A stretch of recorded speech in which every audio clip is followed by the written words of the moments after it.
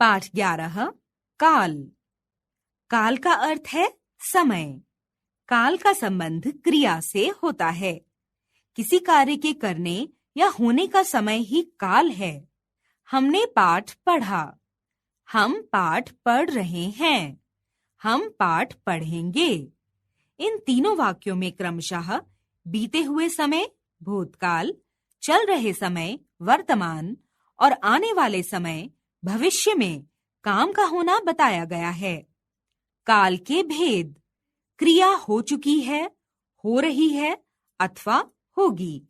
इसके आधार पर काल के 3 भेद हैं: भूतकाल, वर्तमान काल, भविष्यत काल।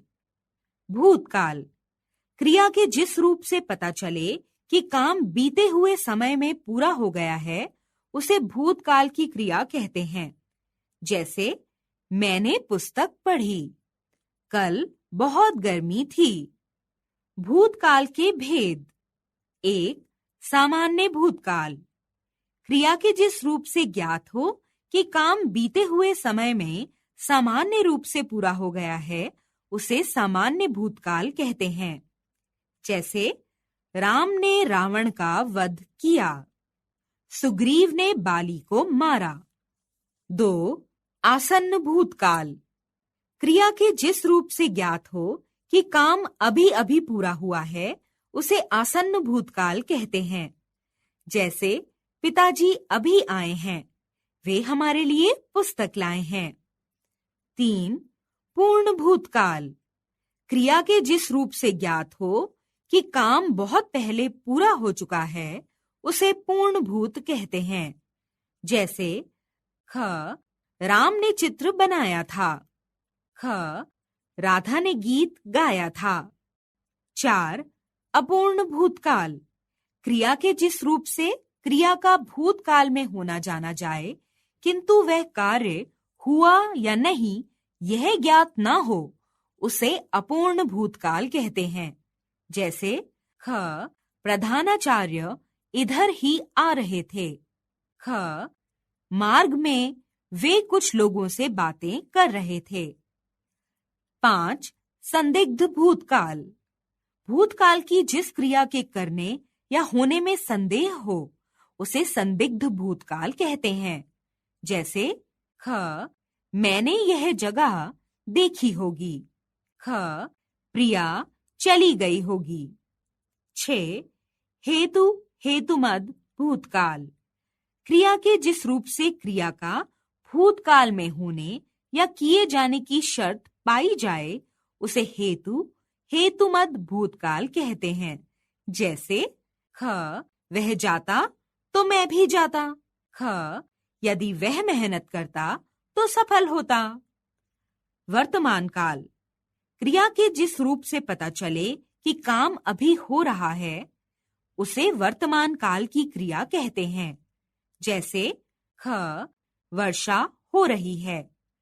वासु टीवी देख रहा है। वर्तमान काल के भेद: 1. सामान्य वर्तमान काल: क्रिया का वह रूप जिससे ज्ञात हो कि कोई काम सामान्य रूप से वर्तमान काल में हो रहा है, उसे सामान्य वर्तमान कहते हैं। जैसे ख. मैं पतंग उड़ाता हूँ। ख. तुम रामायण पढ़ते हो। इन वाक्यों की क्रियाओं से सामान्यतः काम के वर्तमान समय में होने का बोध होता है। ऐसी क्रियाओं को सामान्य वर्तमान कहते हैं। सामान्य वर्तमान में क्रिया के साथ ता, ती, ते, हूं, हो, है आदि लगता है। 2. अपूर्ण वर्तमान काल: क्रिया का वह रूप जिससे ज्ञात हो कि काम आरंभ हो गया है और अभी भी जारी है, उसे अपूर्ण वर्तमान कहते हैं। जैसे ख. माँ खाना बना रही है। ख. तुम रामायण पढ़ रहे हो।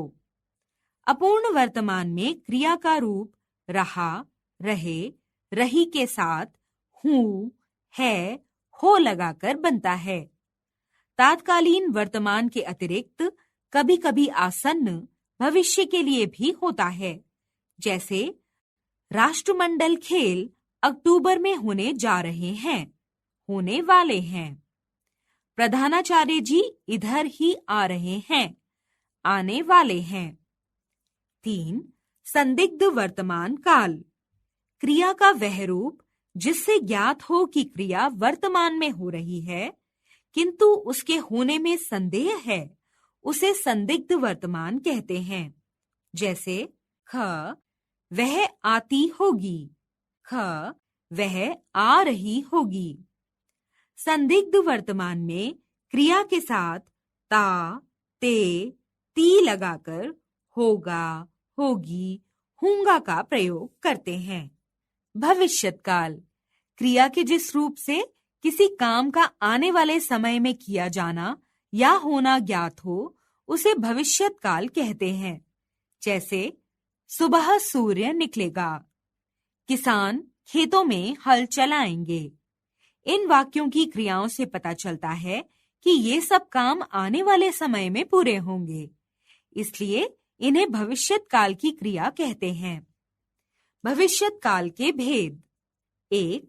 सामान्य भविष्यत काल, क्रिया के जिस रूप से आने वाले समय में क्रिया का सामान्य रूप से होना पाया जाए, उसे सामान्य भविष्यत काल कहते हैं। 1. ख जून तक महंगाई कम हो जाएगी। 2. ख कल मैं केक बनाऊंगी। सामान्य भविष्यत बनाने के लिए मूल क्रिया के अंत में एगा, एगी, एंगे, ओगे, ऊंगा और ऊंगी लगाते हैं। 2. संभाव्य भविष्यत काल, भविष्यत काल की जिस क्रिया में संभावना पाई जाए उसे संभाव्य भविष्यत काल कहते हैं। जैसे 1. ख शायद माँ कल लौट आए। 2. ख मैं सफल होऊंगा। 3. हेतु हेतुमद भविष्यत काल, क्रिया के जिस रूप से यह जाना जाए कि भविष्यत काल की क्रिया का होना किसी दूसरी क्रिया के होने पर आधारित है, उसे हेतु हेतुमद भविष्यत काल कहते हैं। जैसे 1. ख यदि शत्रु हमला करेगा तो मुंह की खाएगा। 2. ख यदि तुम आओगे तो मैं चलूंगा। आओ दोहराएं। क्रिया के होने के समय को काल कहते हैं। भूतकाल बीते हुए समय में कार्य के होने का बोध कराता है। वर्तमान काल चल रहे समय में कार्य के होने का बोध कराता है। भविष्यत काल आने वाले समय में कार्य के होने का बोध कराता है।